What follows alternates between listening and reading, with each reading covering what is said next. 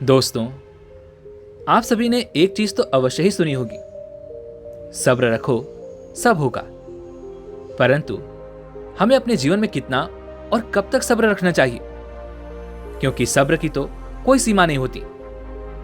और जैसे ही हम सब्र रखने की शुरुआत करते हैं, हमारे मन में तरह तरह के प्रश्न उठने लगते हैं। और जैसे ही हमने कोई भी प्रश्न उठाया कि हमारा सब्र टूट गया। वास्तव में सब्र एक बहुत ही शक्तिशाली इच्छा होती है, जो आपको वह सब पाने में मदद करती है जो आप पाना चाहते हैं, जिसके लिए आप दिन रात मेहनत कर रहे हैं। बस जरूरत है तो थोड़े से सब्र की।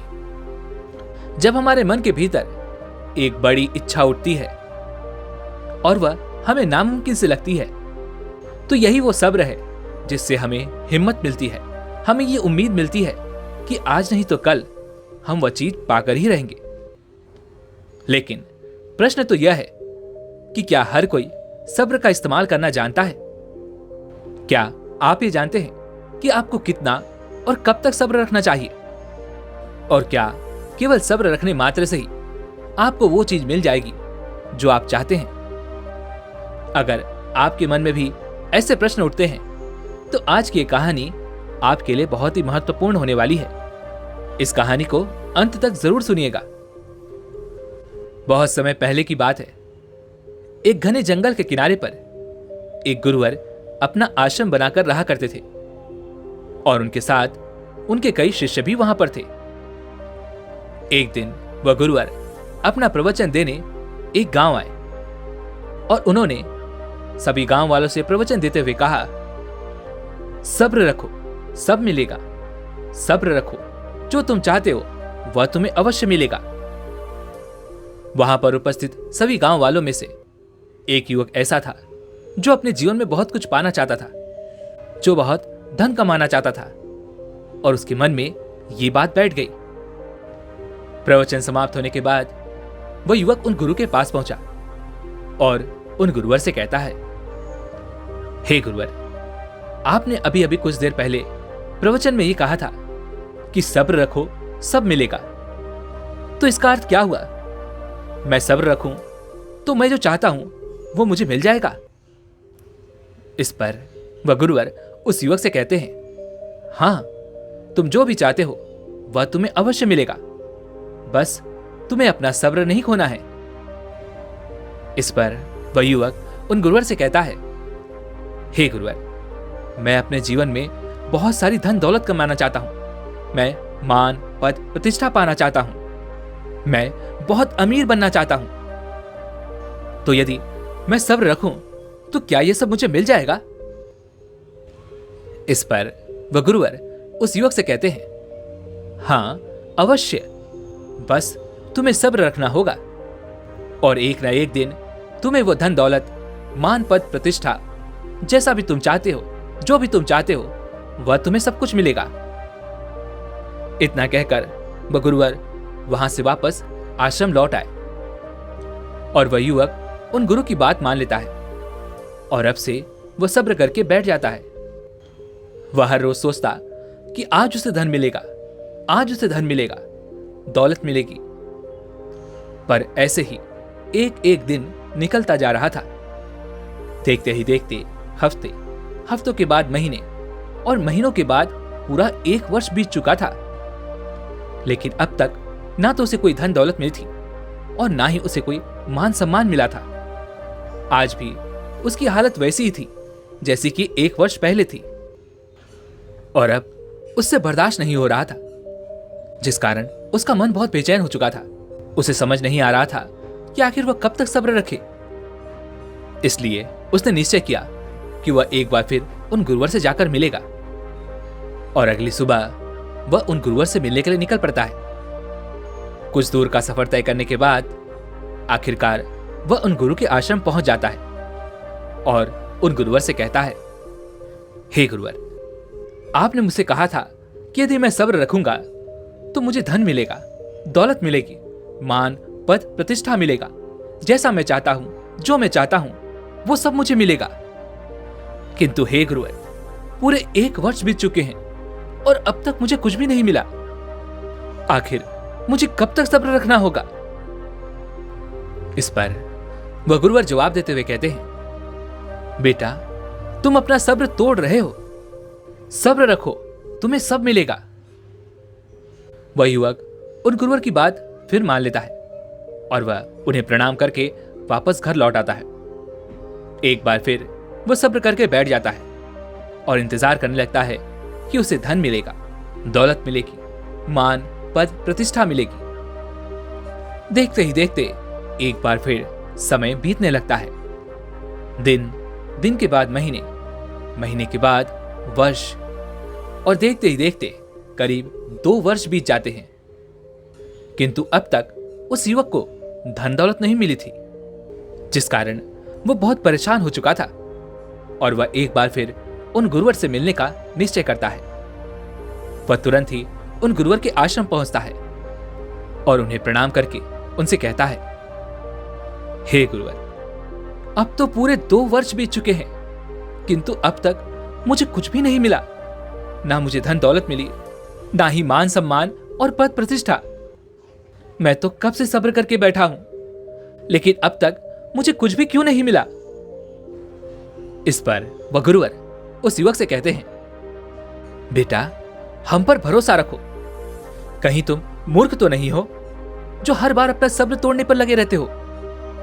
सब्र रखो, जो तुम्हें चाहिए वो तुम्हें सब मिलेगा। उन गुरुवर की यह बात सुनकर उस युवक ने निश्चय कर लिया कि अब वह धन दौलत पाकर ही रहेगा। अब वह अपना सब्र कभी नहीं तोड़ेगा। यही सोचता हुआ वह घर लौट आता है और एक बार फिर से देखते ही देखते समय बीतने लगता है और देखते ही देखते इस बार 6 वर्ष बीत गए और अब तक उसे कुछ भी प्राप्त नहीं हुआ था। एक दिन वह एकांत में बैठकर यह सोच रहा था कि आखिर मुझे कितना सब्र रखना होगा। सब्र की कोई तो सीमा होगी, सब्र रखने का कोई तो समय होगा। क्यों ना मैं इस बारे में उन गुरुवर से ही पूछूं। उसने निश्चय किया कि वह अगले ही दिन फिर से उन गुरुवर के पास जाएगा और इसी निश्चय के साथ वह अगले दिन सुबह सुबह उन गुरुवर से मिलने के लिए निकल पड़ता है। लेकिन जैसे ही वह आश्रम पहुंचता है तो वह वहां का नजारा देखकर स्तब्ध रह जाता है। वह युवक देखता है वह गुरुवर मृत्यु को प्राप्त हो चुके हैं। उनका शव अभी भी जमीन पर लेटा हुआ है और उनके चारों तरफ उनके सभी शिष्य आंसू बहा रहे हैं, रो रहे हैं। यह देखकर उसकी भी आंखों में आंसू आ गए और वो भी जोर जोर से चिल्ला चिल्ला कर रोने लगा और कहने लगा, हे गुरुवर, अब मुझे कौन बताएगा कि मुझे कितना सब्र रखना है और मैं कब तक सब्र करूं? हे गुरुवर, कृपया करके मुझे एक बार ही बता जाइए कि मुझे कब तक सब्र करना होगा। वह जोर जोर से रोता रहा, चिल्लाता रहा, लेकिन वहां पर उपस्थित कोई भी उस व्यक्ति के प्रश्न का जवाब न दे सका। आखिरकार वह व्यक्ति निराश और हताश होकर सुनसान जंगल के रास्ते से अपने घर की ओर जा रहा था। रास्ते में उसने एक व्यक्ति को अपनी ओर आते देखा। वह व्यक्ति दिव्य दिखाई दे रहा था और वह एक सन्यासी था। उस सन्यासी को देखकर वह युवक तुरंत ही उनके पास भागा भागा पहुंचा और उनसे कहने लगा, हे गुरुवर, क्या आप कोई सन्यासी हैं या कोई गुरु? इस पर वह गुरुवर कहते हैं, बेटा, कोई सन्यासी कह देता है तो कोई गुरु, कोई मुझे अपना मित्र कहता है तो कोई मुझे अपना भाई बंधु कहता है, और तो और कई लोग हमें पागल भी कहते हैं। जो मुझे जिस नजर से देखता है मैं उसके लिए वैसा ही हूं। इस पर वह युवक उन गुरुवर से कहता है, हे गुरुवर, मैं बहुत दुविधा में हूं। क्या आप मेरी मदद कर सकते हैं? क्या आप मेरी समस्या का समाधान कर सकते हैं? इस पर वह गुरुवर उस युवक से कहते हैं, भंते, पहले तुम मुझे अपनी समस्या तो बताओ। हो सकता है कि मैं तुम्हारी कुछ मदद कर सकूं। इस पर वह युवक उन गुरुवर से कहता है, हे गुरुवर, मेरे एक गुरु ने मुझे सब्र करने के लिए कहा था। उन्होंने कहा था कि अगर मैं सब्र रखूंगा तो एक न एक दिन मुझे धन दौलत, मान, पद, प्रतिष्ठा अवश्य ही मिलेगी। मैं जो चाहता हूं वो मुझे सब मिलेगा। ऐसे करते करते करीब 6 वर्ष बीत चुके हैं और मैं सब्र करता चला गया, लेकिन आज तक मुझे कुछ भी नहीं मिला। और जब मेरे मन में यह प्रश्न उठा कि आखिर मुझे कब तक सब्र करना चाहिए, तो मैंने सोचा कि क्यों ना मैं ये बात अपने गुरु से ही पूछ लूं कि आखिर सब्र करने की कोई सीमा तो होगी। परंतु आज जब मैं आश्रम गया तो मैंने देखा कि मेरे गुरु मृत्यु को प्राप्त हो चुके हैं और अब तक मुझे मेरे प्रश्नों के उत्तर भी नहीं मिले। क्या आप मुझे बता सकते हैं कि आखिर मुझे कितना सब्र करना होगा? इस पर वह गुरु मुस्कुराने लगे और उस युवक से कहते हैं, भंते, क्या तुम्हें भूख लगी है? युवक ने कहा, जी गुरुदेव, मुझे बहुत जोरों की भूख लगी है। आज सुबह से मैंने अन्न का एक निवाला तक नहीं खाया। इस पर वह गुरुवर उस युवक से कहते हैं, तो ठीक है, तुम सब्र रखो, तुम्हारा पेट अवश्य भर जाएगा। आओ मेरे साथ यहीं पर बैठ जाओ। वह युवक उन गुरुवर की बात मान लेता है और उन गुरु के पास ही में वह भी बैठ जाता है। धीरे धीरे समय बीतने लगता है। धीरे धीरे रात्रि का वक्त हो जाता है, लेकिन अब उस युवक की भूख चरम सीमा पर थी। उसे बहुत जोरों की भूख लग रही थी। तभी वह युवक उन गुरुवर से प्रश्न करते हुए कहता है, हे गुरुवर, आखिर मेरा पेट कब भरेगा? मुझे बहुत जोरों की भूख लगी है। आप ही बताइए, मुझे और कितना सब्र करना होगा? इस पर वह गुरुवर उस युवक से कहते हैं, भंते, सब्र मत तोड़ो, एक दिन तुम्हारा पेट अवश्य भरेगा। इस पर वह युवक उन गुरुवर से कहता है, हे गुरुवर, आप ये क्या कह रहे हैं? एक दिन? अरे वो दिन आते आते ऐसा ना हो कि मैं भूख से ही मर जाऊं। जब तक मैं यहां से उठकर कहीं जाऊंगा नहीं, अपने भोजन की व्यवस्था नहीं करूंगा, तब तक मेरा पेट कैसे भरेगा? ना तो इस रास्ते पर कोई आ रहा है, ना ही कोई जा रहा है। ऐसे में मुझे भोजन कहां से मिलेगा? इस पर वह गुरुवर उस युवक से कहते हैं, बेटा, सब्र मत तोड़ो, तुम्हारा पेट अवश्य भरेगा, सब्र रखो। वह युवक उन गुरुवर की बात मान लेता है और वह उन गुरु के साथ वहीं पर रात भर बैठा रह जाता है, लेकिन उसे कहीं से भी भोजन नहीं मिलता और भूख के कारण अब उस युवक की हालत खराब हो रही थी। देखते ही देखते सुबह हो गई। इस पर वह युवक उन गुरुवर से कहता है, हे गुरुवर, अब मैं कब तक सब्र करूं? मेरा पेट अब तक नहीं भरा। मेरी भूख लगातार बढ़ती ही जा रही है। आखिर मैं क्या करूं?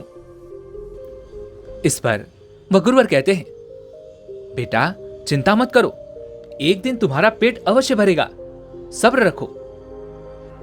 इस पर वह युवक क्रोधित होकर उन गुरुवर से कहता है, हे गुरुवर, मैं आपको बताता हूं कि पेट कैसे भरा जाता है, आप मेरे साथ चलिए।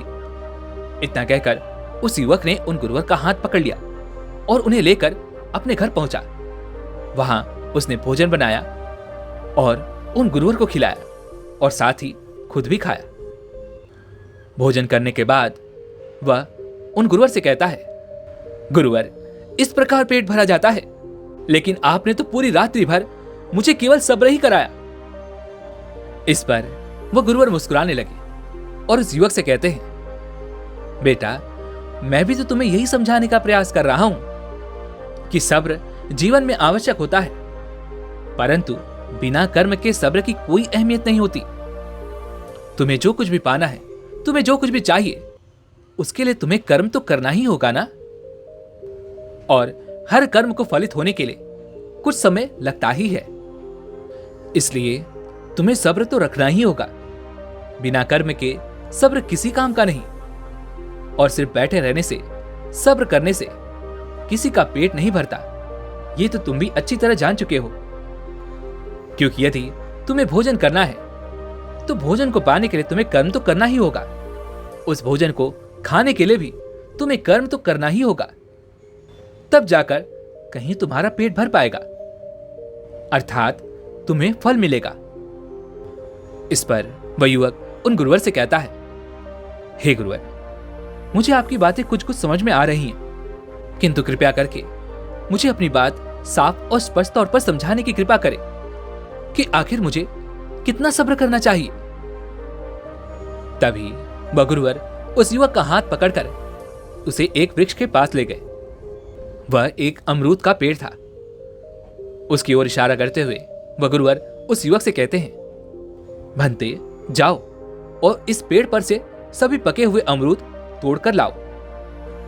इस पर उस युवक ने उस पेड़ की ओर ध्यान से देखा और उन गुरुवर से कहता है, हे गुरुवर, इस पर तो एक भी पके हुए अमरूद नहीं है, तो मैं भला पके हुए अमरूद कहां से तोड़कर लाऊं?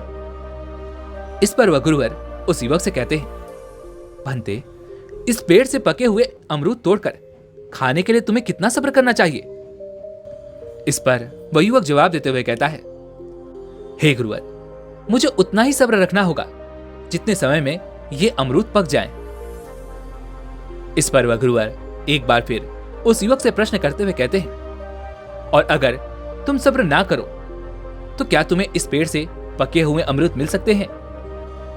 इसका जवाब देते हुए वह युवक कहता है, नहीं, ऐसा नहीं हो सकता। जिस अवस्था में यह वृक्ष अभी है, उस अवस्था में तो मुझे केवल कच्चे अमरूद ही मिलेंगे। तभी वह गुरुवर उस युवक से कहते हैं, बेटा, इसीलिए कहा जाता है कि सब्र करना चाहिए। सब्र का फल मीठा होता है। किंतु मुझे एक और बात बताओ, क्या होगा अगर तुम इस पेड़ के फल पकने के बाद भी सब्र कर कर बैठे रहो और यूं ही समय निकलता जाए और तुम सब्र ही करते रह जाओ? तब क्या होगा? इसके जवाब में वह युवक उन गुरुवर से कहता है, हे गुरुवर, तब तो इस पेड़ के सारे फल पककर खराब हो जाएंगे और एक न एक दिन वो सारे फल नीचे गिरकर पूरी तरह से बर्बाद हो जाएंगे। और एक समय ऐसा भी आएगा कि इस पेड़ पर एक भी फल नहीं होगा और फिर मुझे और इंतजार करना होगा ताकि इस पेड़ पर नए फल लग सके, और इसके लिए मुझे बहुत सब्र रखना होगा। इस पर वो गुरुवर मुस्कुराने लगे और उस युवक से कहते हैं, भंते, बस यही बात तो समझने योग्य है कि हमें सब्र उतना ही करना चाहिए जितने में हमारे द्वारा किए गए कर्म फलित हो सके। और हां, हमें अधीर भी नहीं होना चाहिए, क्योंकि समय से पहले हमें कुछ नहीं मिलने वाला, और हमें इतना अधिक सब्रवान भी नहीं होना चाहिए कि जो मिला है वह भी नष्ट हो जाए। लेकिन तुम मेरी एक बात हमेशा याद रखना कि बिना कर्म के सब्र कोई फल नहीं देता। यदि तुम्हें कुछ चाहिए, तुम्हें कुछ पाना है, तो उसके लिए तुम्हें कर्म तो करना ही होगा। यदि तुम्हें आज इसी वक्त तुम्हें इस वृक्ष पर पके हुए अमरूद मिल जाएं, तब भी तुम्हें उन्हें तोड़कर उसे अपने मुंह तक लाना होगा, फिर उसे चबाना होगा, तभी वो तुम्हारे पेट में जाएगा, अर्थात तभी तुम अपना पेट भर पाओगे। और इन सभी क्रियाओं के लिए तुम्हें कर्म तो करना ही होगा। अन्यथा यदि तुम केवल यह इंतजार करते रहो कि वह फल पककर खुद ब खुद नीचे गिरे और तुम्हारे मुंह तक आए और तुम्हारे जबड़े उसे अपने आप ही चबाएं, तो ऐसा कभी नहीं होने वाला। उन गुरु की यह सारी बातें सुनने के बाद वह युवक उन गुरु के सामने नतमस्तक हो गया और दोनों हाथ जोड़कर वह उनसे कहता है, हे गुरुवर, आपका बहुत बहुत धन्यवाद। आपने बिल्कुल सत्य कहा। आपने मुझे सब्र की शक्ति का उपयोग करना सिखाया है। आज मैं ये समझ चुका हूं कि आज तक मुझे धन दौलत, मान सम्मान, पद प्रतिष्ठा क्यों नहीं मिली, क्योंकि जो कुछ भी मैं पाना चाहता हूं, जो कुछ भी मुझे चाहिए, उसके लिए मैंने आज तक कोई कर्म किया ही नहीं। मैं तो केवल दिन रात ये सोचता रहा कि आज मुझे धन मिलेगा, आज मुझे दौलत मिलेगी, लेकिन केवल सोचने मात्र से हमें कुछ प्राप्त नहीं होने वाला। और यही सोचते सोचते मैंने 6 वर्ष गुजार दिए। अपने जीवन के वो कीमती साल मैंने यूं ही गंवा दिए, क्योंकि मैं सब्र का असली मतलब समझ नहीं पाया था। लेकिन आज आपके कारण मैं ये अच्छी तरह समझ चुका हूं कि मुझे वो सब कुछ क्यों नहीं मिला, क्योंकि मैंने उन्हें पाने के लिए आज तक कोई कर्म ही नहीं किया था। और जब मैंने कोई कर्म किया ही नहीं, तो वो भला फलित कैसे होगा? मुझे ये समझाने के लिए आपका बहुत बहुत धन्यवाद। इतना कहकर उस युवक ने उन गुरु को प्रणाम किया और वापस अपने घर लौट गया। और वह गुरु भी अपने मार्ग में आगे की ओर बढ़ चले। वैसे आपने आज की इस वीडियो से क्या सीखा वो मुझे आप कमेंट में जरूर बताइएगा। और इसी के साथ में उम्मीद है कि आपको आज की वीडियो पसंद आई होगी, तो इस वीडियो को लाइक और अपने दोस्तों के साथ शेयर भी जरूर कीजिएगा। और हमें ऐसे ही सपोर्ट करने के लिए चैनल को सब्सक्राइब और घंटी बटन को जरूर दबा दीजिएगा। चलिए मिलते हैं अगली वीडियो में, तब तक के लिए अपना ख्याल रखें। धन्यवाद।